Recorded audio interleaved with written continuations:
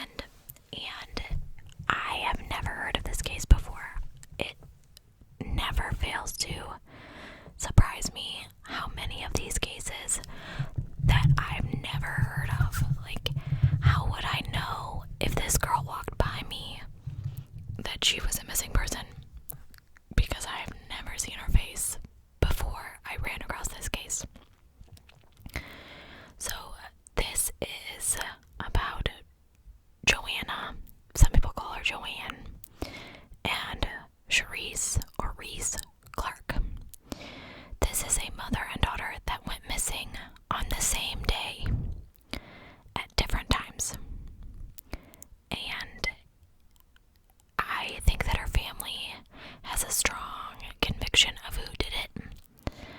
I agree with their conviction, but I do have questions, and obviously they have not been able to pin it down on this guy, and he is not convinced. So I'm going to tell you a little bit more about it. You ready? Let's go.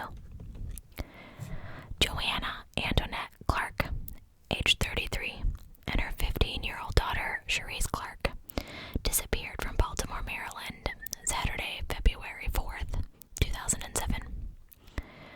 Sharice, affectionately nicknamed Reese, was last seen between 2:30 and 3 p.m.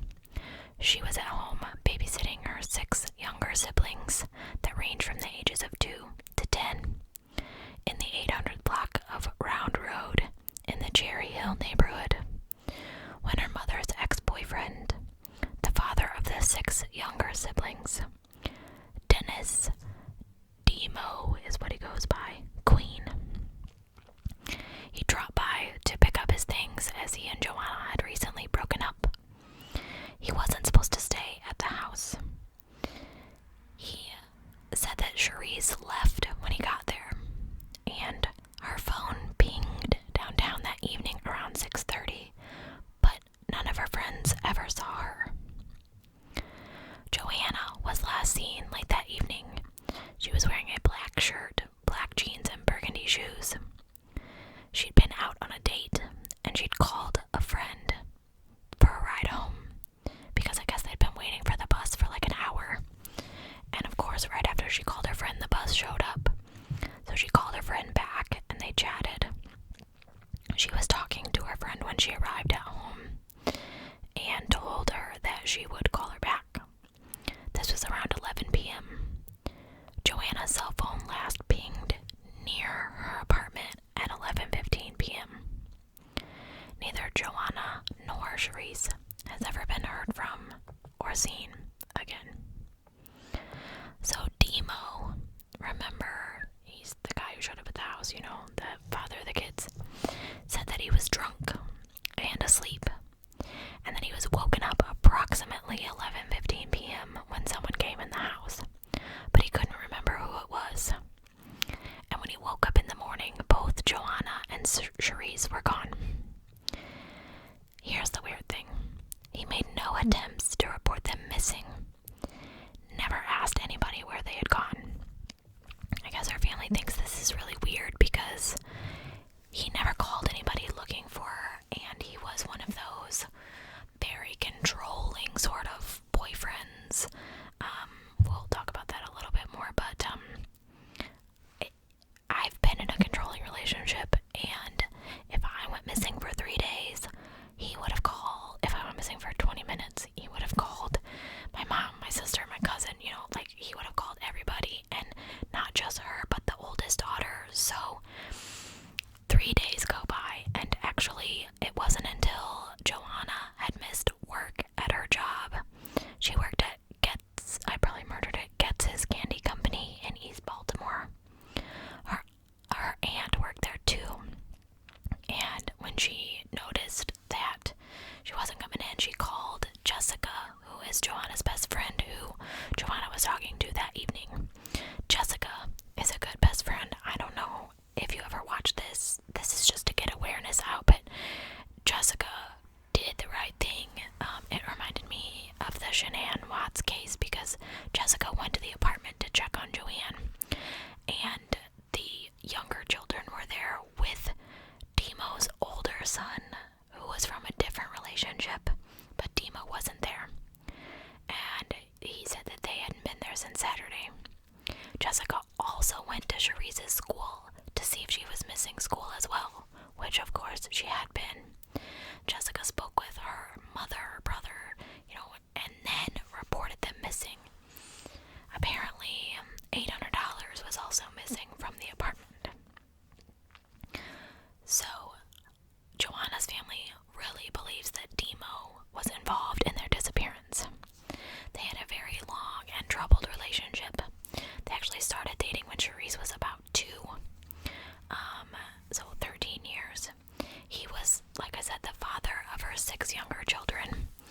And, she was a reliable worker because she had to support all those kids. And he was unable to hold a job for very long. Jessica said it was no longer than 6 months. And he was very frequently unemployed. According to Joanna's family, Dimo had been abusing and stalking her for years. He wouldn't even allow her to go to the grocery store alone. He had apparently threatened to blow her head off as recently as 6 months before these ladies went missing. He even got a gun. He apparently also treated Cherise differently than the other kids and had physically abused her before. I listened to a podcast that talked about how he smacked her across the face really hard. Joanna had apparently repeatedly tried to leave him, but he would sneak in the basement of her house and bring toilet paper and food, and that's just creepy. She apparently got a restraining order against him in September of 2016 because he was harassing her at work and had even busted out a bus window when she made him mad. And he had made sexual advances towards Cherise, and that was the last straw for Joanna. So she was like, get out. Get out. The only reason that he was at the house was to watch the kids so she could go to work, because she couldn't find anyone else to watch them. Cherise apparently really disliked Dimo and never wanted to be in the house with them if her mother wasn't there. She had begun spending the night in her mom's room, which I understand. So I guess about a week before they disappeared is when he had made sexual advances towards Cherise, and she of course told her mother. Joanna told him he had to leave, and that she would put all of his belongings on the street by February 4th, no matter if he had a place to live or not, that she didn't care. She was done.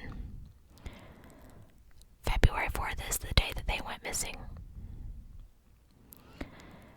They were both very active on social media, but they have had no activity on their social media accounts or cellular phones since they went missing.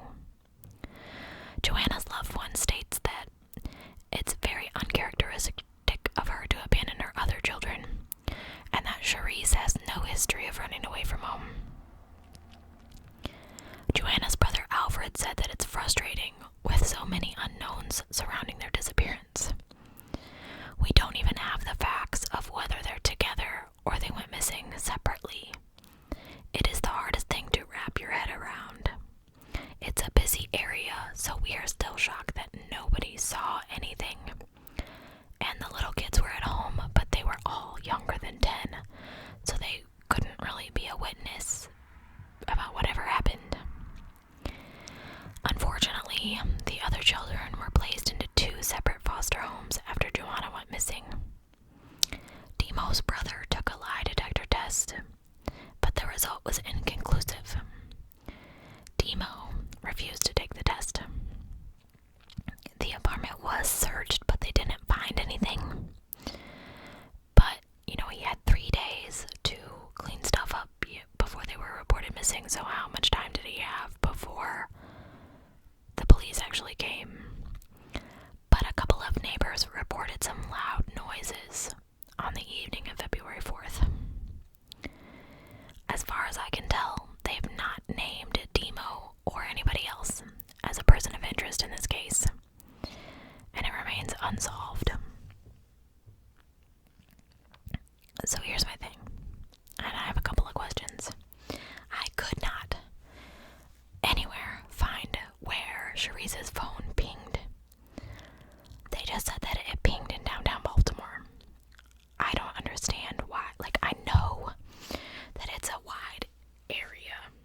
I don't know how wide. If somebody knows that, I'd love to know that. But did they check the places in these areas? Like, I couldn't find anything that stated, oh, well, her phone pinged outside of this nightclub, and she's 15, so she probably didn't go to a nightclub. But, you know, like, so we searched there, and we searched the restaurant next door, the gas station, like, CCTV footage. Why wasn't more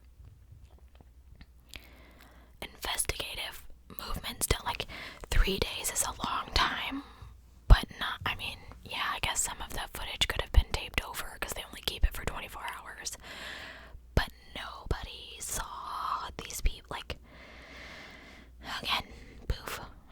Like, it just makes me so sad for this family. Like, not only is your mama gone, but your older sister, who was obviously a caregiver, is gone too.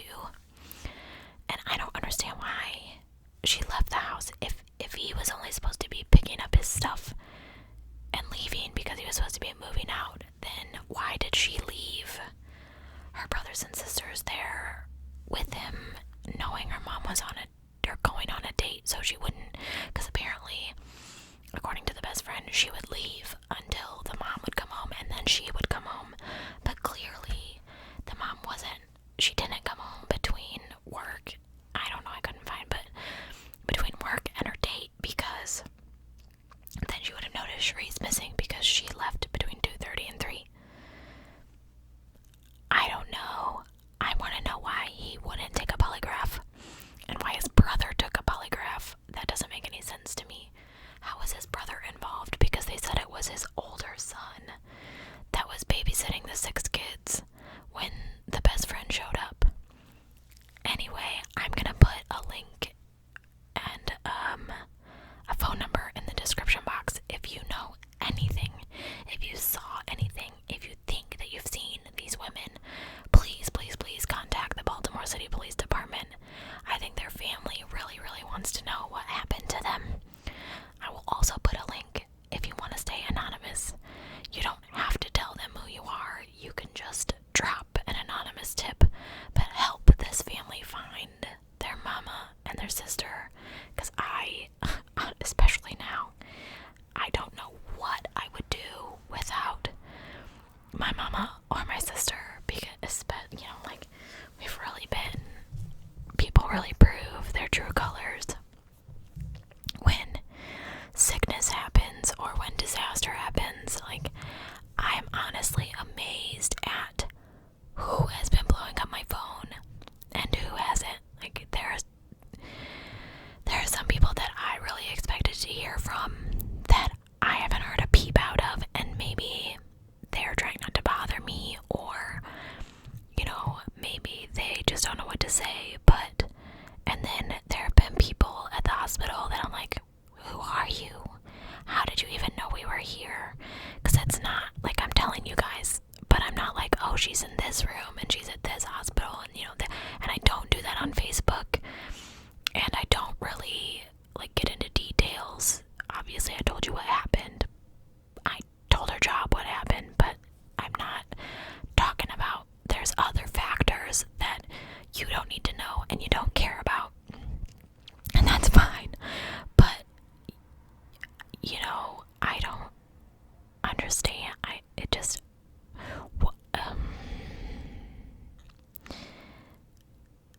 I feel bad for those 6 little kids that don't know where their mama is, and I think that Demo had something to do with it. I don't know. Like, I mean, really, if he just wanted control of his 6 kids, maybe he thought he had to do something to Cherise. Maybe he did something. Somebody took her phone downtown. Maybe it wasn't her. Maybe it was somebody else. Maybe that's why the brother took a polygraph. Maybe that's why none of her friends saw her.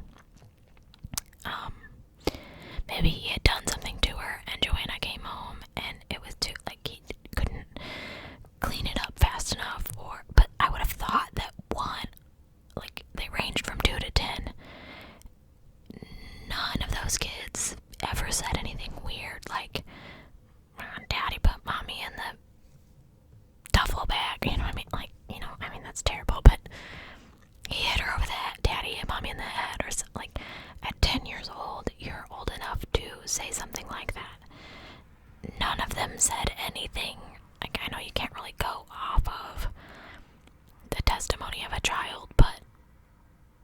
even in the Susan Powell case, which ASMR Zelda did. So that case just blows my mind. Those kids said something about, and they were little, 2 and 4, under the age of 6 or something. Anyway, those kids said something about their mama going on the trip that they went on, but didn't come back with them. Or something about her being in the trunk or something. If you haven't watched that video, go check it out, by the way. I have to watch her Orlando haul. I started to watch it, but my mom was already sleeping, so. Anyway, thanks for watching. I'm sorry that this is not as long of a video as usual. I actually got as much information as I could from different articles on the net, and then I sat there listening to last night, the Vanished podcast, because they did an episode on Charisse and Joanna, and I filled in little details as I went because I was trying to get as much information for you guys as possible. But if you have seen either one of these beautiful ladies, or you know something that you think is nothing, but you think you saw Charisse walking, or you saw Joanna on her date, or anything, please let somebody know. And that goes for every single case that I do. If you think you know something, no matter how small it is, please say something, because you never know if what you know is the missing puzzle piece. Thanks for watching, you guys. Have a great, great night. I will see you very, very soon.